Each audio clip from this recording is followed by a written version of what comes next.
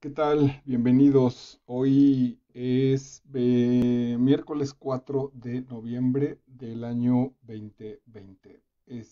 Bueno, pues hoy vamos a trabajar con esta sección de estas charlas que se quedan colgadas en el muro de Facebook de tu servidor. Soy Marco Vidal y una vez grabadas las mando inmediatamente a un canal en YouTube que se llama Master Vidal. Este canal, bueno, tiene ya una estructura determinada con ciertas líneas sobre las charlas que se van generando, todas basadas en asuntos literarios. Bueno, ese fue el origen. Tenemos ya muchos textos trabajados de manera literaria, otros de carácter de desarrollo personal, con líneas muy específicas, con algunos textos en los que me he detenido para hacer 4 o 5 entregas de estas cápsulas para explicar muy bien, con toda claridad, el texto. Y entre otras hay esta que vamos a hacer hoy, que se llama Seduciéndote a la lectura. Me estoy deteniendo un poco en la introducción porque hoy es un texto muy particular. Reflexionaba, pensaba si era el primero que trabajo sobre un texto filosófico, de carácter filosófico. Y en realidad no. Ya trabajé Adiós a la filosofía del maestro rumano Cioran, Emil Cioran. Eh, también con esta condición de seducirte, de invitarte a que vayas a ese texto y lo leas. Bueno, pues ahora te hago la invitación para que vayas a Master Vidal y veas la cápsula que se llama Adiós a la filosofía de Emil Cioran. ¿Por qué no me atrevo a hacer una explicación mucho más profunda y clara sobre estos textos filosóficos? Bueno, básicamente porque no soy filósofo, porque no es mi especialidad. Sin embargo, la he trabajado, los textos que te he presentado, pues los he leído 2, 3 veces, cuando menos. Pero bueno, en realidad el asunto de la filosofía, a lo mejor también es una cuestión un poco de mis propios perjuicios y de mis propios temores, pero en realidad, bueno, pues es una opinión que se vierte. Todo esto también tiene el sentido de decirte que esta charla va colocada en ese punto intermedio entre que si no has leído la obra, bueno, pues entonces puedas ver la charla, te ayude yo te invite, te seduzca a que no es tan complicado, particularmente estas dos, que sí ya son escritas por filósofos y tratan de filosofía, y entonces que no es tan difícil, que es cuestión de animarse con un poco de paciencia, un diccionario ahí a la mano y entrarle a la aventura verdaderamente maravillosa que es la filosofía. Me está dando vueltas aquí un filósofo contemporáneo que tiene muchas charlas en YouTube, que se llama Darío Stavenheiber, me parece que por ahí es el apellido. Un chavalón cuarentón que tiene unas charlas maravillosas, que junta en un teatro, lo llena. Bueno, ahorita supongo que no lo podrá hacer, y ahí explica sus textos de una manera muy sencilla. Bueno, no sus textos, los textos de los grandes filósofos, de Aristóteles hasta Michel Foucault, etcétera, etcétera. Y bueno, pero él es de formación filósofo, él es filósofo, y entonces eso pues seguro le da esta seguridad y esta presteza hasta para aventurarse. Bueno, lo citaba porque él decía que la filosofía no deja de ser un género narrativo, lo cual a mí me sorprendió muchísimo.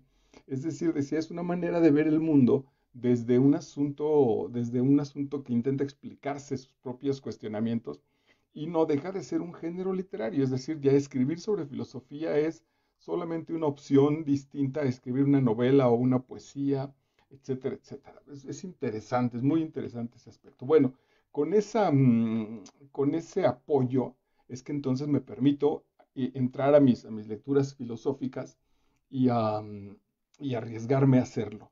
No te voy a dar un punto de vista especial porque no lo tengo. Lo que quiero es entonces, de lo que creo que te puedo ayudar, es en la medida en que te animes a entrarle a una de estas obras filosóficas y te parezca complicada, esta charla seguramente te va a ayudar a determinar que es mucho más ligero de lo que tu prejuicio posiblemente esté pensando. La otra, muchos de los filósofos son muy adornados y son muy complejos porque justo pretenden eso, pretenden hacer su exposición tan original, y en muchos sentidos se sienten tan especiales y tan diferentes, que la verdad es que lo complican. Bueno, pues entonces algunos, entre los que yo ya he leído, los estudiosos de esa filosofía que ya he leído en mi propia experiencia, te podría decir que no es tan complicado, que bajándolo tantito de nivel, lo que están diciendo quiere decir tal y tal y tal. Allí me coloco, ahí creo que te puedo servir. Va a ser un poco más larga, es decir, estoy evitando contarte un poco la anécdota de qué va y marcarte los puntos más importantes, porque a mí me da la impresión de que con esa situación, si esto lo usas como un carácter escolar, tampoco quiero yo entonces ser una especie de pirata que si tu maestro te dejó leer este texto, pues tienes que leerlo. La invitación a leer el texto es la experiencia principal de este proceso. Entonces, si te quedas solo con lo que yo estoy comentando y con eso presentas tu tarea y no leíste el texto, pues la verdad es que estamos haciendo un fraude. No es esa mi intención, no es robarte ese espacio para ganarme un like o una suscripción al canal, no tiene ningún sentido.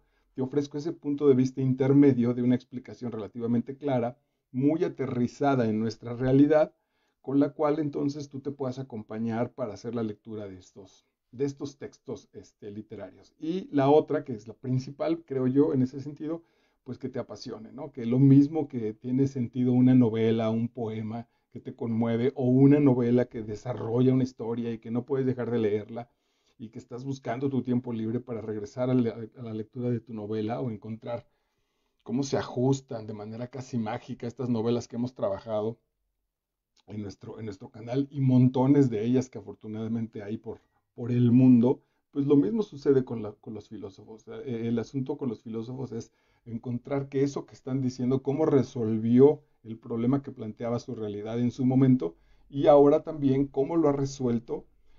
Otra cosa que me fascina encontrar es la herencia de esas ideas, en este caso del texto que vamos a trabajar y del autor que vamos a trabajar, tienen 130 años que fueron escritas y cómo mantenemos la influencia de esa situación ahora ya pues en la vida cotidiana. Algunos puntos que el autor vio, nosotros seguimos ciegos ante ellos, los seguimos viendo de la misma manera. Ahí se vuelve apasionante el estudio de estos textos. Bueno, pues esta es la invitación que te hago. Con ese espíritu pretendo generar estas charlas que pronto serán tres, porque tengo ahora, bueno, pues ya Emil Cioran y Adiós a la filosofía. La de hoy, que es un banquete maravilloso, se llama El nacimiento de la tragedia del filósofo alemán Federico Nietzsche, que es un súper clásico. Y voy a trabajar próximamente a petición de un exalumno, ahora amigo mío, la famosa obra de René Descartes o René Descartes, donde dice pienso, luego existo, que es el método se me escapa el nombre, mira, por no, por ir tratar de soltar y no tener mis notas a la mano. Bueno, pero aparecerá. Y vamos a entrarle hoy. Nietzsche nació en 1844 en Alemania y murió en 1900, es decir, vivió 54, 56 años. En realidad, comparado con el tiempo nuestro, murió muy joven. Este, Murió enfermo, terminó muy enfermo y su vida estuvo llena de altibajos. Ahora entiendo también justo por esta búsqueda frenética en términos vitales de él con respecto a la filosofía y a las preguntas que movieron y sacudieron su existencia. Seguramente fue un hombre que vio muchas injusticias. Había que revisar a profundidad, si es que es el tema, la etapa de su niñez. Parece ser que su papá fue muy violento, que en realidad fue un niño muy poco amado y esas heridas que son tema que a mí me apasionan y temas donde también nos acercan muchísimo, este, mm, me parece que se transminan, se contamina su filosofía por más seria y metodológica que él pretendió generarla al principio, pasa, su vida está puesta ahí, lo cual también lo hace súper interesante porque vivió su vida, pues sí, seguramente, como decía el buen Marx también, no solo pretendió ver el mundo, sino transformarlo, y él empezó justo por su propia vida, lo cual le hizo pagar un asunto muy complicado. En realidad, pues sí, sí, sí, no creo que haya tenido una existencia muy feliz. El nacimiento de la tragedia es su primer obra seria. Ya antes había ensayado, ya antes había escrito algunas cosas que las compartía con sus amigos, con los maestros, que incluso las llegó a publicar, pero el nacimiento de la tragedia es como su primer elemento serio, como su primer tesis seria en tanto que la va a publicar, que seguramente la revisó, que sabe que la va a exponer, que va dirigida no solo al público, sino justo al público maestros, al público filósofos, al público especialistas, básicamente para ver si se gana un espacio ahí en esas grandes ligas ya de la filosofía de su tiempo. Es un estudio en general, pues digo, no, aquí no hay precisamente una anécdota, pero en general él plantea la idea de que el nacimiento de la tragedia va a representar a un hombre mucho más sano, mucho más poderoso, mucho más vital, que lo va después a completar de manera muy clara para él, porque la obra es muy complicada, en Así hablaba Zaratustra. Su obra, no sé si es la que sigue o tres, cuatro después de esta base con la que arranca. Ella está planteada en dos posibilidades artísticas basadas en la estética de los griegos clásicos, que era en honrar la actividad estética a el dios Dionisio y honrar la actividad estética al dios Apolo. Entre estas dos extremidades, en términos de los dioses, se maneja el rango de artisticidad, el rango de la belleza por la cual nos movemos. El asunto estético, lo que los artistas presentan y lo que el público recibe, se mueve en esta especie de abanico cuyos extremos pudieran ser Dionisio por un lado y Apolo por el otro. Dionisio es el dios al cual le ofrendaban las pasiones, la parte oscura, no es necesariamente el dios del vino, sino de la experiencia de la transformación que provocaba el vino, que más bien sería, lo hemos modernizado y lo hemos descompuesto en desmadre y en borrachera, pero estaban buscando la experiencia del comunicarse con otras esferas, la experiencia del éxtasis. Eso, ahí iba la honra de Dionisio, ante esta locura, el sinfreno moral, el puro apasionamiento y dejar que surja y dejar que se manifieste sin una cuestión moral, sin una cuestión de revisión incluso estética, sin una cuestión ética. Esto es lo que sale de esta pasión.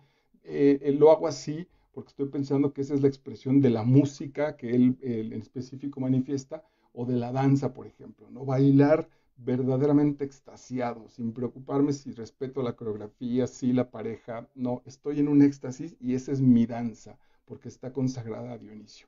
Y por otro lado, o del otro lado, Apolo, que Apolo es el dios del orden. Otra vez, no es un orden militar, ni es un orden, bueno, el orden militar sería el exceso de ese orden, pero acá es el dios de las cosas equilibradas, el dios de las compensaciones, el dios de la mesura, el dios de las elecciones, es decir, de lo que voy eligiendo en términos de lo que sea mucho más bello, de lo que va a ser una crítica sobre eso, de lo que pase de mi información apasionada. Entonces empiezo a elegir y a darle manera, a darle forma, a darle convención para que tenga una expresión más bella, más estética, pero sobre todo es lo que está apostando Federico Nietzsche en esta obra, para que sea más clara, para que se explique, ante lo cual él va a hacer una crítica.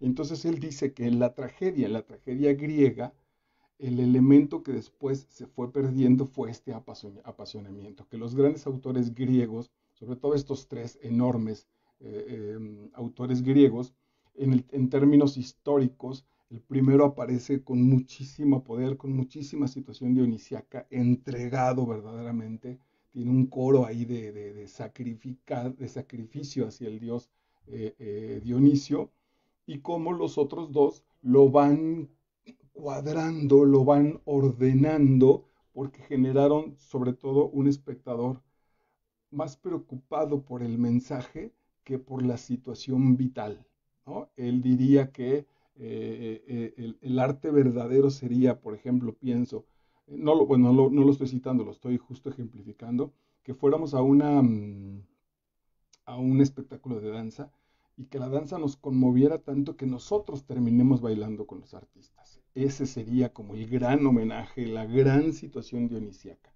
En cambio, ahora vamos a un espectáculo de danza, no nos movemos, la música no nos conmueve, pero intelectualmente decimos, ah, qué bien hizo el Yete, qué bien hizo esa cosa, qué bien pasó cómo marcó su cuerpo, cómo iba en compás con la música, la coreografía, pero todo puesto a partir ahora de una especie de revisión intelectual sobre el espectáculo artístico. Ese es el manejo. Entonces, la tragedia, según Nietzsche, está apuntando a regresar a ese elemento apasionante, a regresar a ese elemento donde el espectador, el que comparta el elemento artístico, salga verdaderamente prendido, vuelva a encontrarse con su origen, con su Dionisio, y salga extasiado, que sea la experiencia más importante de su vida. Sin duda, esta es una cosa en la que por eso es importante venir al origen de los textos, venir al original de las obras, porque yo hasta hace poco tenía también pensado a partir de cancelar la parte del dios Apolo. Y no es cierto, en realidad Nietzsche no plantea una u otra. Él dice, ok, Apolo finalmente también puede honrar y también se puede servir, generar este orden, pero ese orden no debemos desviarnos a que todo sea solamente orden, ¿no? Pensaba hubo una corriente de arte italiana, el suprarrealismo me parece que se llama, espero no equivocarme, donde llegaron a estar conmovidos de las máquinas, de los automóviles. Entonces hubo poemas a los automóviles. Es válido, sin duda, pues tan válido que ahí está en la historia. Ahora, qué tanto me puede llegar a aprender, revisar cómo pisar el acelerador y hay un cambio de 20 kilómetros a 150 y cómo ese auto rompe con su tecnología los espacios vitales, bla, bla? No sé si diría Nietzsche, no es alabar ni es enamorarme del orden por el orden, de cómo los pistones suben y bajan y cómo la combustión se realiza, porque es maravillosa técnicamente, ¿no? Tiene que apasionar, tiene que tener una carga de dónde me coloca en todo caso esa especie de tecnología. Ese es más o menos el planteamiento general del origen de la tragedia. ¿Qué arte va a encontrar en estos años de vida Nietzsche? ¿A quién va a apostar? Y te lo recomiendo que lo escuches, ponlo ahorita que termine la charla de acompañamiento al músico Wagner. Incluso se lo dedica. Él habla ahí de que este nuevo movimiento tiene que tener una base, tiene que tener un líder que vamos tras de él para alcanzar esta, esta nueva experiencia o esta renovada experiencia dionisiaca y que es el músico Wagner. Este, um, Ahí hay una enorme confusión que hace un rato que repasaba mis apuntes dije, claro, porque la palabra con la que usa Nietzsche para referirse a Wagner pues es Führer. Entonces, relativamente cerca, 50, 60 años antes de los asuntos bélicos en Europa, es relativamente sencillo entonces ver, sí, porque Nietzsche habla del nuevo pueblo alemán y de esta posibilidad de salir de esta mediocre quietud, de este falso gusto de las artes. El arte no es ir a verlo, aplaudir mamonamente, y después ir a cenar donde no te pase nada y generar en la charla de la cena una cuestión crítica. No sé si lo revisé como, si lo anoté en mis apuntes, pero él dice que hemos dejado de, o que el arte ha dejado de crear espectadores para crear críticos. Me hizo muchísimo sentido. Por eso las obras de teatro donde voy a una obra de teatro, la presento yo como creador de la obra de teatro, y al otro día, por ejemplo, en las muestras nacionales hay una madre que se llama Los Conversatorios. Y yo me niego a ir a esa madre, ¿no? Porque me parece una cuestión súper aburrida. Sin duda hay muchas cosas muy interesantes, pero se junta la gente que en la noche vio tu obra de teatro, los especialistas sin duda, y los especialistas se le explican a los que seguramente no le entendieron o no sé qué chingados sea. Entonces le explican lo que vieron y le dicen lo que a su vez ellos encontraron. Muchas de esas cosas solo las están viendo ellos, porque en la obra en realidad me parece que no estaba o no tenía esa intención.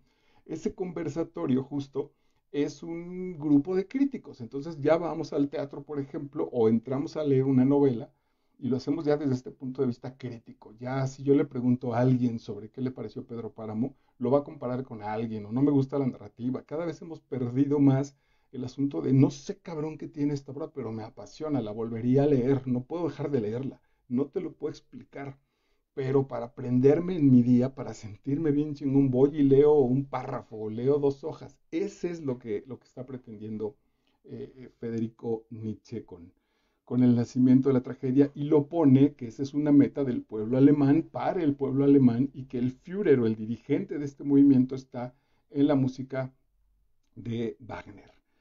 Una mala lectura, una lectura barata, una lectura simple, puede entenderse que justo entonces el pueblo alemán necesita fortaleza, el pueblo alemán necesita poderío, el pueblo alemán necesita renacer, además que el Führer en vez de Wagner pues va a ser el cabezota de Hitler. Y ahí es donde se ha tendido, además después en otro libro, en Zaratustra y en otros textos, va a empezar a hablar del superhombre. Dale una revisada a esa cuestión porque es muy fácil irse con la finta de que el superhombre, al agregarle el super, pensamos en el mismo hombre, pero con más poderes. Una cosa que esté por encima de los hombres medianos. Y es absolutamente otro concepto que no hay tiempo para desarrollarlo aquí, pero por eso vale la pena seducirnos con la lectura e ir al original. Bueno, vámonos entonces de basta de introducción y vámonos a las notas que según tu servidor fueron las principales.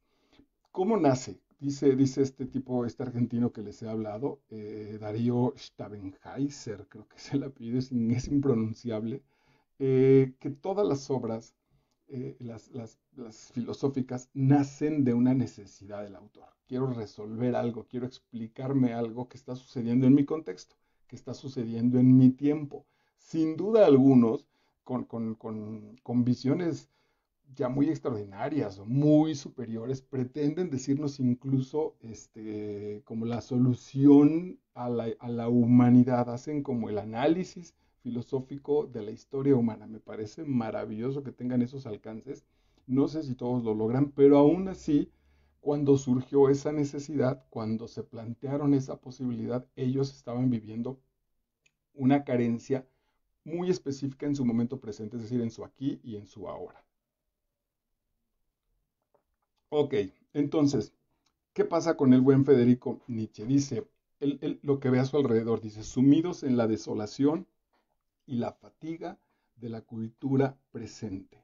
El elemento cultural, el elemento artístico está desolado y fatigado, está cansado. La música, el arte, la danza, perdónenme, la literatura no me están diciendo nada.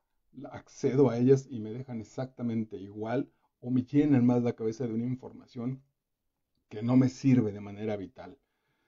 En la búsqueda de una única raíz de la que brote la más vigorosa cultura de un trozo de tierra sano y fértil. Ese es lo que lo lleva a escribir y a pensar. Entonces le dice Nietzsche a nosotros, a sus lectores, no encuentro nada en mi cultura, esto está muerto, voy a buscar un poco de terreno, voy a buscar un pedazo de tierra fértil, de un buen pastito, un trozo de tierra sano y fértil donde pueda empezar a sembrar esta obra.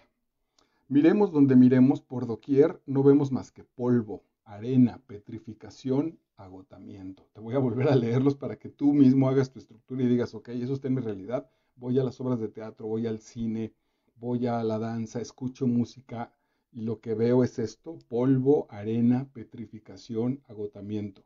Un paisaje para el que un solitario desconsolado no podría elegir un símbolo más certero que el caballero acompañado por la muerte y el diablo que nos ha pintado Durero. Bueno, Alberto Durero, este pintor y laminista alemán, donde tiene un cuadro, una imagen de un caballero que está representando para Nietzsche el pueblo alemán, acompañado del diablo, este mal, de lo cancelado, de lo encerrado, de lo frustrado, y la muerte, representando su cultura. Es decir, este cuadro de Durero expresa con toda claridad nuestro nivel cultural. Ahí está basado para que busques la imagen en Google y sepas de qué está hablando Nietzsche. El hombre filosófico, recuerda que cuando Nietzsche dice el hombre filosófico es el hombre que piensa y vive, no es nada más la máquina de disparar ideas, no, es el hombre que piensa y lo que piensa es coherente con él y lo vive, le preocupa, por eso filosofa. Incluso, no sé si más adelante, tendría que revisarlo, Nietzsche me parece que no habla de los filósofos profesionales.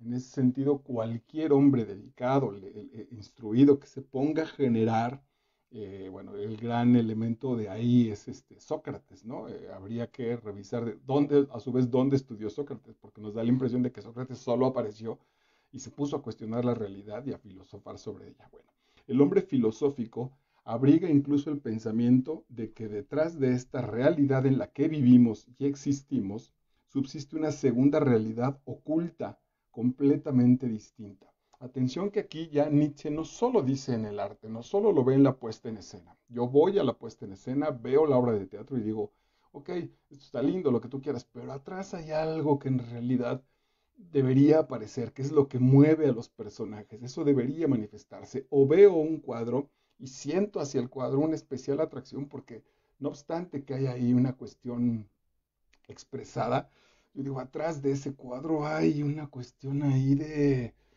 apasionamiento que no acabo yo quizá de desentrañar, que no acabo yo quizá de entrar. Eso es a lo que se refiere Nietzsche. Y que además lo ve en la realidad, pues lo ve en el mundo.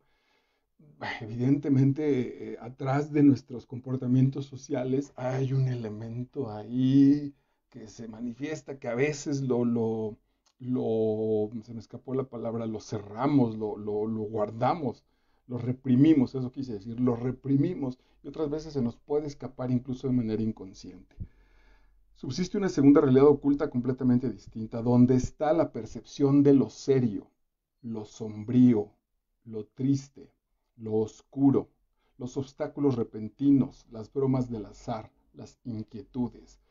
Sería muy sencillo, detrás de cada vez que saludas a alguien y que preguntas cómo está y te dice bien y la conversación se va a otro lado, detrás de ese bien hay todo eso que dice Nietzsche, que ahí está, pero que no aparece. Ese es el punto. Ayer tuve una sesión de coaching con una querida exalumna y ahora pues cliente, y en realidad somos amigos, y me decía, es que no paro de hablar, y ya cerrando le cuestionaba, le dijo, ok, ¿qué escondes que no paras de hablar?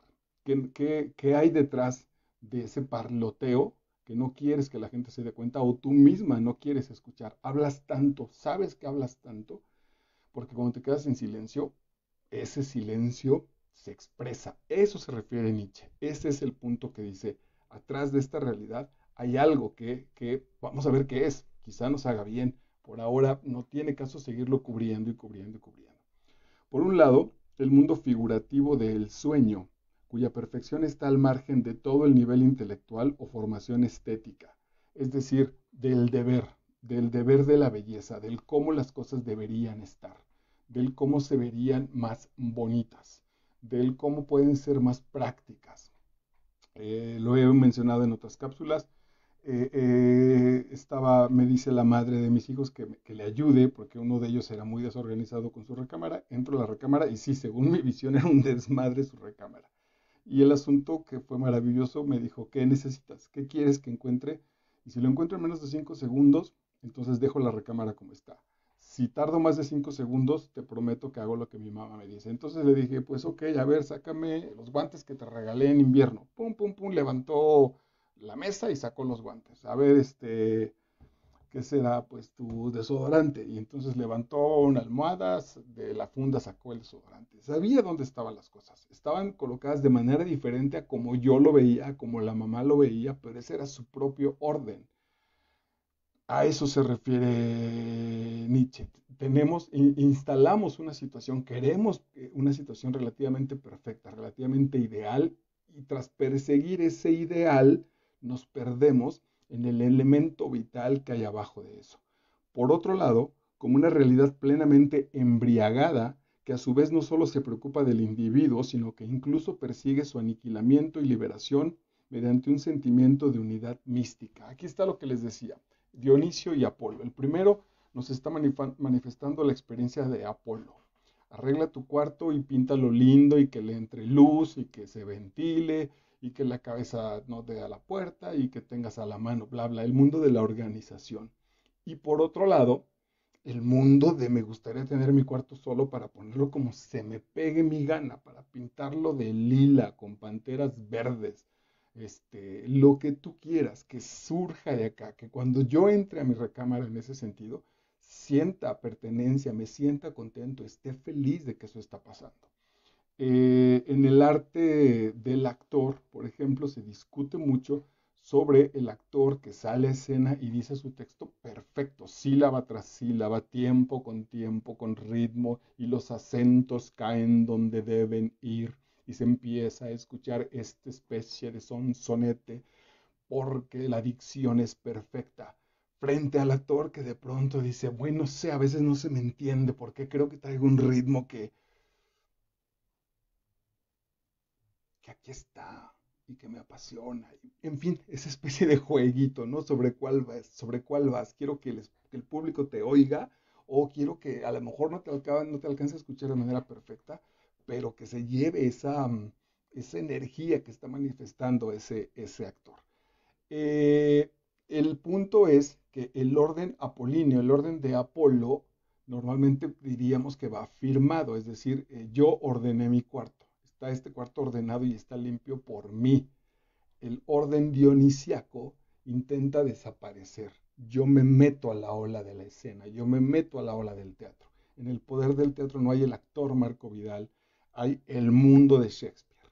Y entonces me entrego a la obra, pues como bailar, justo, como bailar en una fiesta inmensa, en un rave, creo que se llaman ahora, ¿no? Que se pierden ahí y no vas tú a llamar la atención para demostrar cuáles son los pasos más bonitos y que la gente te haga ruedita, no, vas y te entregas, no importa cómo bailes, el asunto es que estás puesto ahí y te sientes unido y te sientes pertenecido a todo ese grupo, y después de ahí con la naturaleza y con el universo y con Dios, eso pretende la situación mística y la situación dionisiaca. La excitación dionisiaca, que posee la capacidad de transmitir a toda una masa de gente el don artístico de verse envuelto en esta procesión de espíritus y de saberse en comunión con ella. Paradójicamente, entonces, exponernos hacia afuera nos va a encontrar que interiormente tenemos algo que nos une con todos los demás, bueno, que además esa situación se llama espíritu, que ese es nuestro espíritu, y que no me voy a sentir solo, sino por el contrario, me voy a sentir unido al resto de las personas. Eso es lo que está buscando, y el favor que nos haría regresar a una posibilidad, en el caso del arte, de una situación dionisiaca, ¿no? Entonces escucho la música y me siento um, pertenecido. Voy a poner un ejemplo muy bobo quizá, pues, pero se les ve la emoción a los deportistas cuando escuchan sus himnos nacionales. Bueno, estoy hablando en general, o sí, desde México es muy emocionante ver a los deportistas, no importa incluso si ganan o no, antes del partido, por ejemplo, que está la bandera en Brasil, en Rusia, y entonces los tipos están prendidos y dicen, ese sentimiento de sentirse mexicano, de a lo mejor ni siquiera me gusta tanto el deporte, pero me siento conectado con esos cabrones que ahí están, que salieron de aquí y que hoy me siento acompañado por ellos. Eso llévalo al arte, llévalo a la vida. Léxitas ya está. Este proceso del coro trágico constituye el fenómeno dramático originario, como si se hubiera metido en otro cuerpo o en otro personaje. Él aquí se vuelve un poco especial. Este texto lo recomiendan mucho para cuestiones estéticas, sin duda, y en las cuestiones de teatro, por ejemplo. Es un texto que tienen que leer los directores de teatro, no tienen opción, tienen que pasar por ahí, porque se dice que, no quiero tampoco desgastarte mucho para ser directo, cómo se fue formando la estructura de los personajes en la tragedia griega. Hay un elemento muy importante que es el coro. Justo entonces pienso que las adaptaciones contemporáneas, cada vez me pongo entre ellos, cada vez valoramos menos el sentido del coro, porque en el coro lo que se manifiesta son ideas, son situaciones de lo que opinaba la masa en común. Entonces, se ha pensado que del coro justo se desprendieron los personajes que empezaron a dialogar. Esa es una de las posturas. Y Nietzsche dice, no, eso ya lo sabían los griegos, dejaron el coro, porque el coro representa, y es cierto, el coro en las acotaciones, en estas notas de cómo deben decir las cosas, o de dónde se deben presentar los personajes, a veces bailan. El coro dice muchas cosas bailando. El coro es la representación de esta gente que está puesta en Dionisio.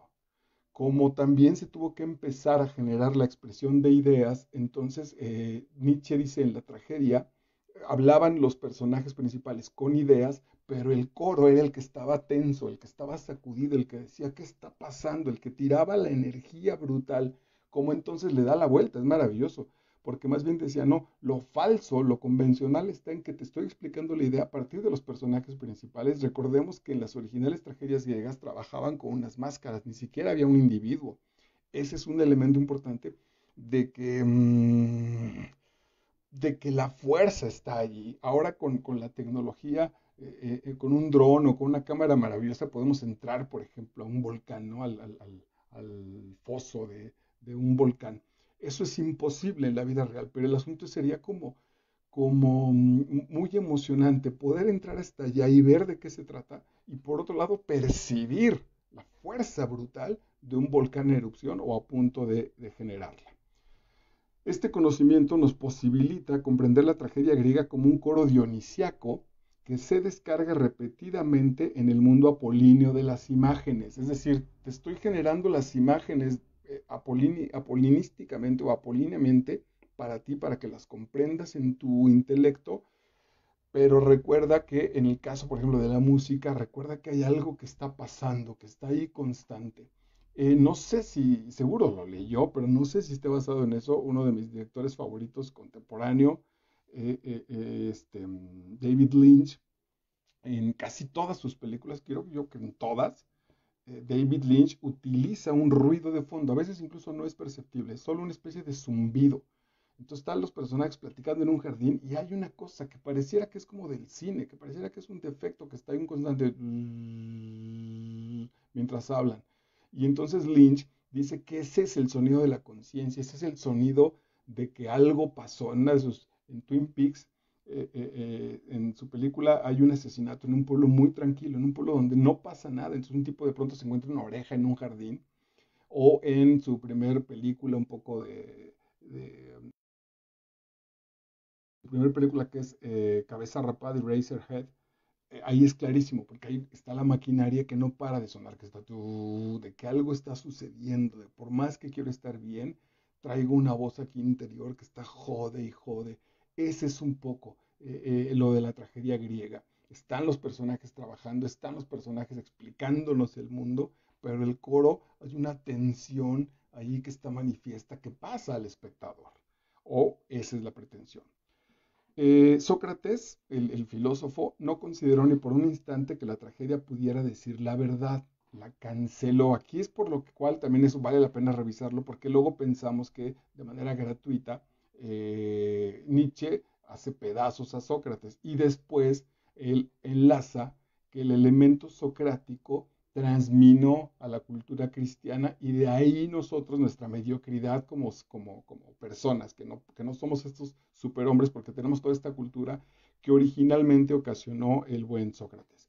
Sócrates no consideró ni por un instante que la tragedia pudiera decir la verdad, no por hablar, no por no hablar del hecho de que para él, Sócrates, este arte se dirigía a quien está provisto de mucha inteligencia, es decir, a los que no son filósofos. Lo que hizo Sócrates, según Nietzsche, fue colocar lo que te decía hace un principio, hace un momento, en el principio, colocar al espectador y quitarle esta experiencia dionisiaca, esta experiencia de paraíso, esta experiencia brutal de piel a piel, para convertirlo en un crítico. Recuerda que al final de cuentas todo el proceso de Sócrates es de pensar, todo el asunto es de entenderlo. ¿Quieres modificar algo? Entiéndelo. ¿Quieres darte cuenta de tu realidad? Compréndela. Solo sé que no sé nada, va a ser una de las frases que va a presentar después Platón a partir, o va a poner en los labios de su maestro Sócrates. Esa actitud nos ha llevado y nos ha favorecido sin duda la situación científica, por ejemplo, y ser lo suficientemente serenos para permitir que el evento se manifieste y abocarnos a estudiarlo.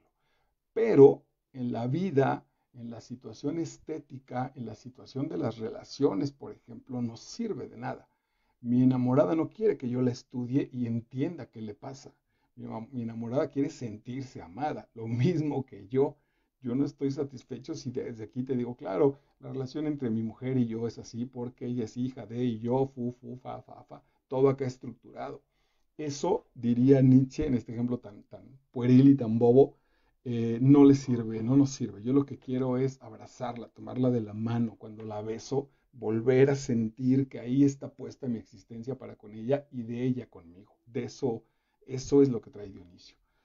Eh, y que desgraciadamente, entonces dice Nietzsche que Sócrates se encargó de quitarle este elemento artístico, de quitarle esta pasión y dejarla ascética, dejarla limpia, dejarla donde ya no pase el asunto de la pasión y de la excitación, sino pasen las ideas. Entonces los personajes empiezan a generarse a partir de planteamientos estéticos. No voy a nombrar, porque además somos amigos, un maestro que acaba de presentar una tragedia griega, y es cierto, la tragedia está llena de conceptos, pero conceptos incluso algunos de ellos casi abstractos, pues.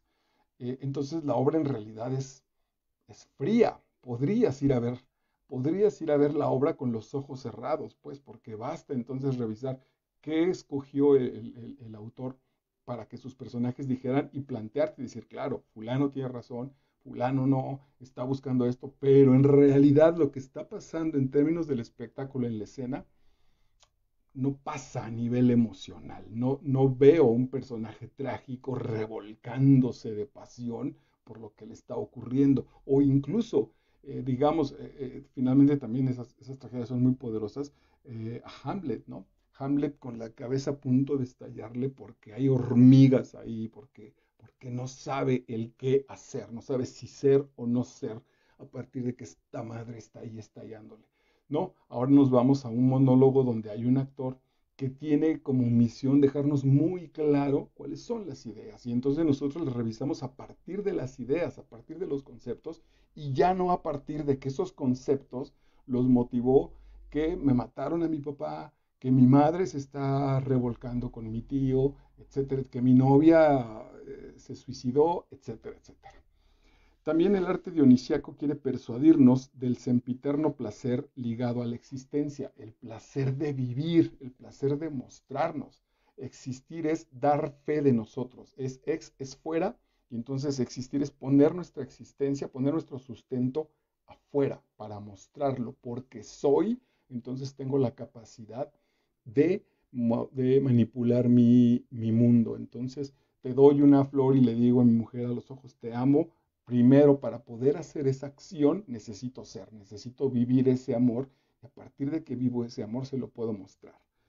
No debemos buscar este placer, el de la existencia, en las apariencias, sino detrás de ellas. No pongo este placer y lo plastifico, lo hago plástico, lo hago que se pueda mostrar, sino es una consecuencia de mi pasión. Entonces, detrás de esta imagen plástica, detrás de este cuadro, de esta escena, de este párrafo, está esta vida que no ha dejado de moverse. Está este elemento, esto es lo que alcanzas a ver, pero aquí dentro está esta vida constante. Hemos de reconocer que todo lo que nace debe estar preparado para arrostrar el doloroso ocaso. Nos sentimos obligados a adentrarnos en los horrores de la existencia individual y no obstante, sin quedarnos de piedra. Un consuelo metafísico nos arrastra momentáneamente del mare magnum de las formas cambiantes. Sé que suena complicado, pero sigue estando, es esta idea. No tengamos miedo.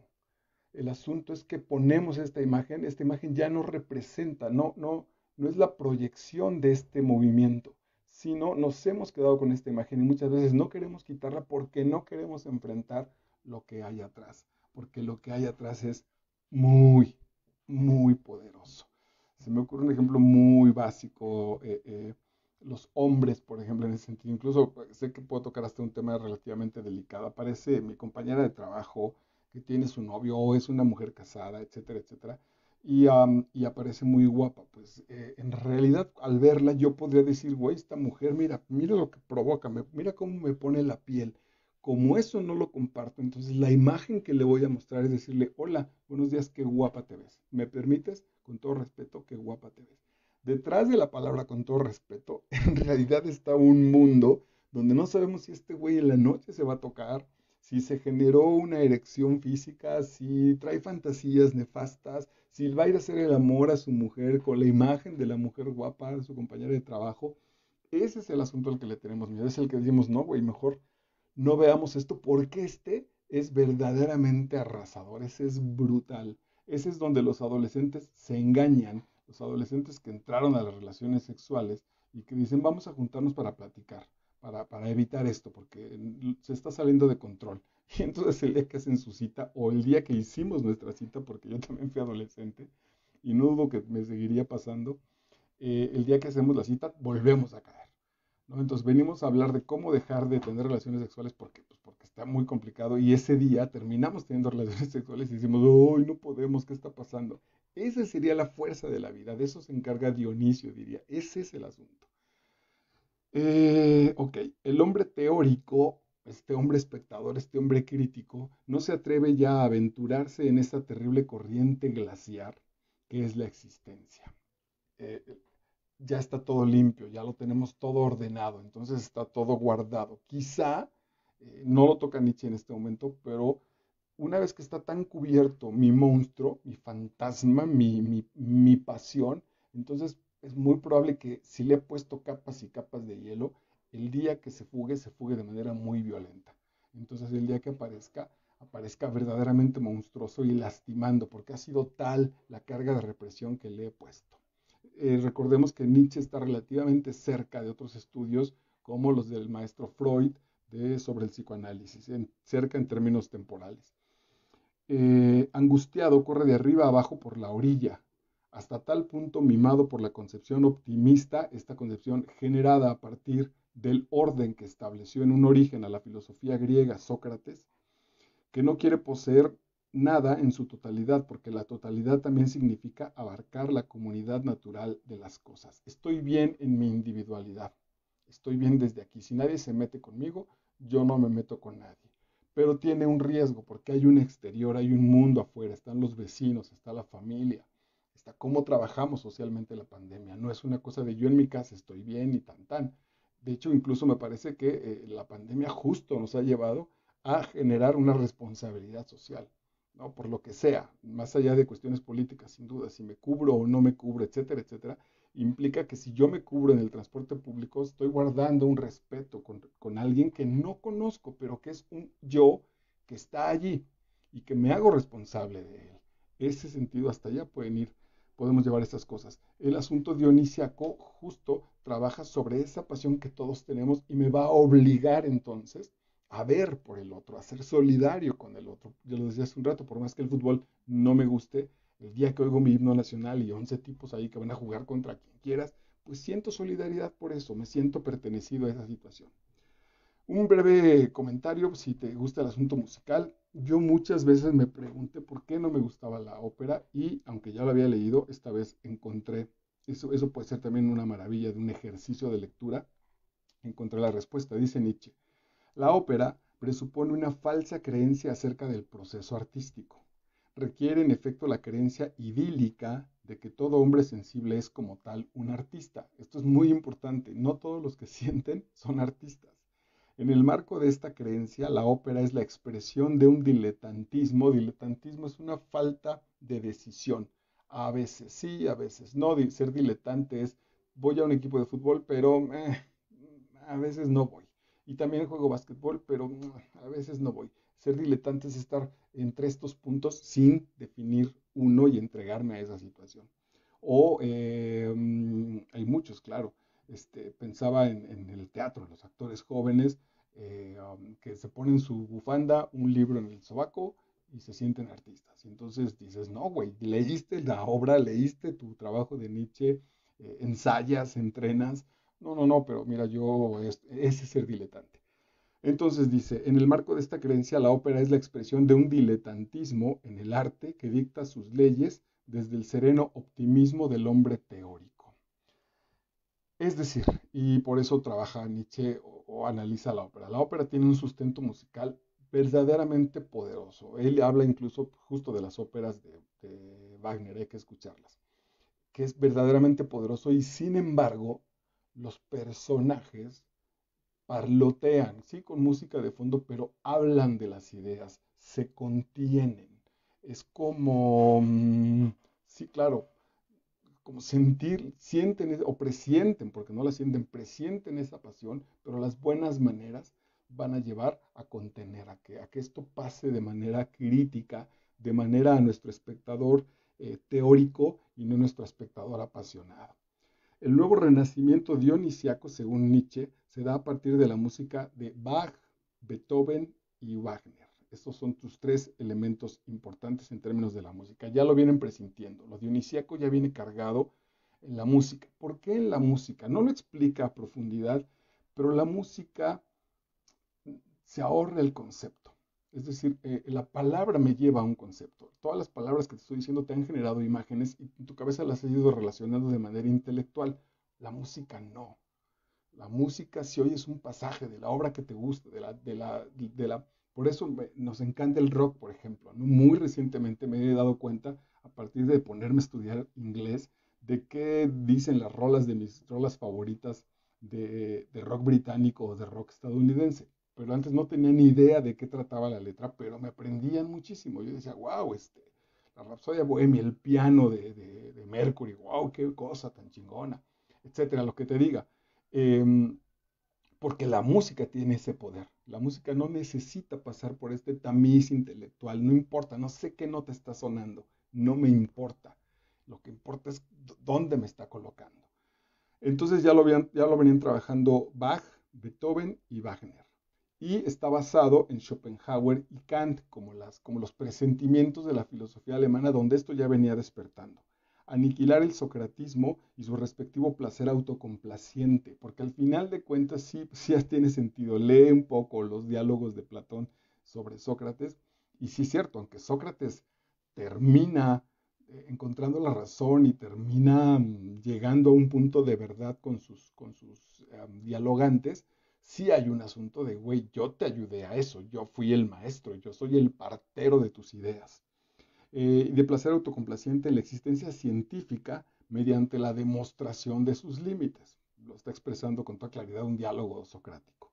No necesitamos a estos maestros excepcionales más que nunca, ahora que estamos experimentando el renacimiento de la tragedia y corremos el riesgo de no saber de dónde procede ni a dónde quiere ir. Es decir, lo que dice Nietzsche, a diferencia de otros que seguramente han hecho lecturas muy simples, no está en contra de la filosofía griega, ni siquiera del maestro Sócrates. Dice, no, hay que revisarlo, porque hay que revisar qué nos tiene atorados, hay que revisar lo que no nos ha dejado volar, lo que no nos ha dejado crecer. La actitud de Nietzsche es muy valiente, muy abierta, muy conciliadora, porque él al final de cuentas dice, ok, no se trata de que sigas mis ideas, se trata de ver si te seduzco a que estas ideas vibren de manera, ahora sí, literal en ti. Ok, vamos terminando. La tragedia, no se hayan colado mis palabras, es que algo me hace la maquinita. La tragedia se embebe del organismo musical más intenso hasta el punto de conducir a la música directamente a la perfección, tanto en la cultura griega como en la nuestra. Sin embargo, cuando ella, la música, incorpore a su lado el mito trágico y el héroe trágico, quien entonces cual poderoso titán carga todo el mundo dionisiaco sobre sus hombros, cuando la música haga esto nos volverá a conectar. No soy especialmente crítico con nada, sin embargo, encuentro una cumbia barata, por más que me encantan las cumbias, pero el reggaetón sí me cuesta mucho trabajo. ¿Qué tenemos en el reggaetón? Una especie de un tipo hablando de su ego sin ninguna carga titánica, sin ninguna carga existencial. Un tipo que extraña las nalgas de su viaje, que se da fantasías en su interioridad, pero absolutamente desde el ego, absolutamente incluso desde la carencia o desde el placer más biológico y más básico. Estamos alejadísimos de ese hombre heroico, de ese superhombre que le dice a la existencia, venga, venga tormenta, me tienes aquí, pues le enfrento. Citaré al querido Memo León, cuyas palabras de arranque de la obra de teatro es, venga peligro. Justo ahí ese es el punto dionisiaco. Venga peligro, aquí estoy, cabrón. Me puedes dar una maldita sacudida brutal, pero aquí estoy. Eh, Descargándonos a nosotros de su peso. Es decir, la música si se abarata incluso ya no nos hace responsable, ya no llega, ya no sucede esa brutalidad de poder, sino ya llega para acompañarla, para que vaya en el elevador, para que a esta charla le pusiera ahí musiquita para medio distraerte, etcétera, etcétera, para hacerla más amable, descargándonos a nosotros de su peso. Paralelamente, gracias a ese mismo mito trágico, la tragedia sabrá redimirnos en la persona del héroe trágico del deseo febril hacia esa existencia y evocar con gesto monitorio la existencia de otro ser y placer superiores hacia los cuales el héroe combativo se prepara con el presentimiento de alcanzarlos, no a través de sus victorias, sino de su ocaso. Es en realidad la penúltima cita que voy a trabajar contigo. ¿Qué hizo Sócrates? Que en lugar de que el héroe, aunque perdiera la batalla, lo enfrentara la oleada dionisiaca y enfrentara el destino de frente, perdón por la redundancia, pero quería justo sí, pues me sostengo. Enfrentar viene de ponerse de frente, pero absolutamente frontal para que lo sacuda y si lo arrastra desde ahí recuperarse o morir, y eso fuera lo heroico para restablecer nuestro poder e ir por lo que sea que esté delante de nosotros, para conquistar a la niña de nuestros sueños, para conseguir los mejores trabajos, para amar a mis hijos, para presentar la mejor obra de teatro del puto mundo, para generar la mejor sesión de coacheo del mundo, la mejor que mi mundo puede generar. En lugar de eso, lo que va a suceder es, justo vamos a entender, incluso lo hemos seguido entendiendo, la tragedia como lo que me arrasó. No nos quedamos en el punto del tipo parado frente a la ola a punto de golpearle, sino vamos frente al tipo que está reventado en la pared porque la ola lo tiró. Sin duda, entonces, no tenemos al Cristo que inspira a Moisés, por ejemplo, a este Dios que inspira a Moisés a abrir el mar. No, sino tenemos al Cristo en la cruz, fracasado. No tenemos nuestra imagen no es del Cristo que regresa de la muerte, que podía mostrarnos los agujeros en sus manos y decir la muerte no existe, porque sería súper, muy, muy poderoso, sino tenemos al Cristo colgado en la cruz, al Cristo en el ocaso, al Cristo derrotado. Y esa imagen cultural nos viene contaminando, nos mantiene puestos ahí.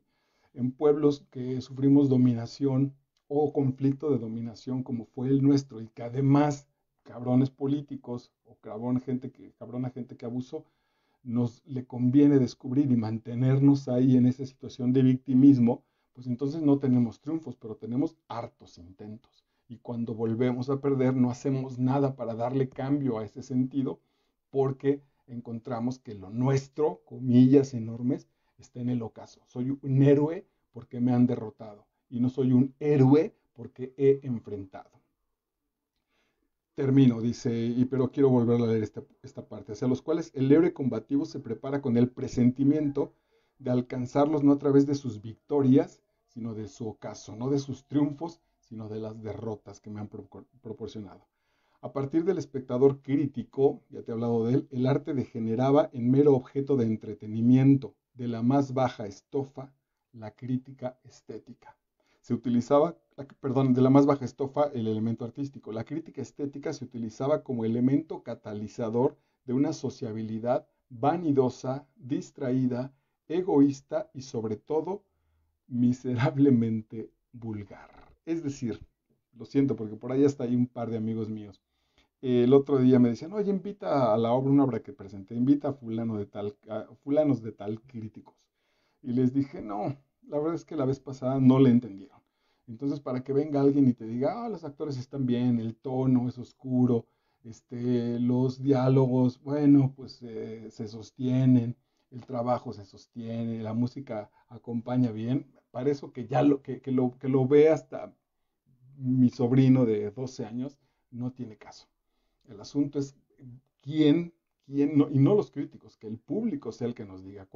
Y nos pasó con esa obra incluso, cuando la señora de la taquilla invitó a sus sobrinos, invitó a su gente y les dijo, vénganse a ver esta obra que está buena, ese es el mayor halago. Y viene de ahí, en ese sentido, seguramente contaminado de esto, pero sobre todo que en el asunto con mis actores, el rollo es, venga, pues lo que somos, o sea, el texto, el movimiento debe expresar nuestra frustración o nuestro espíritu de enfrentar la realidad de manera heroica. Unos actores que abren el puto telón y dan la cara son heroicos verdaderamente, ¿no? Son esos héroes que están cargando el mundo trágico y que lo van a compartir, que se van a dejar vivirlo para que tú ahí en la comodidad de tu asiento digas, ay, cabrón, qué maravilla.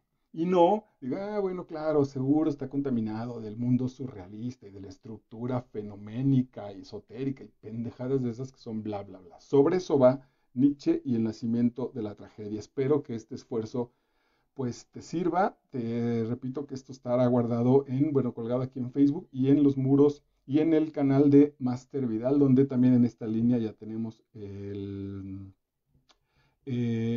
Adiós a la filosofía de Emile Cioran. Hoy es miércoles 4 de noviembre. Si lo alcanzas a ver esta cápsula hoy mismo, mañana 5 de noviembre voy a trabajar a las 9 de la noche en Facebook Live, una obra maravillosa que se llama La Perla de John Steinbeck, también en este sentido de análisis espiritual. Vale, pues estoy para servirte, soy Marco Vidal, gracias.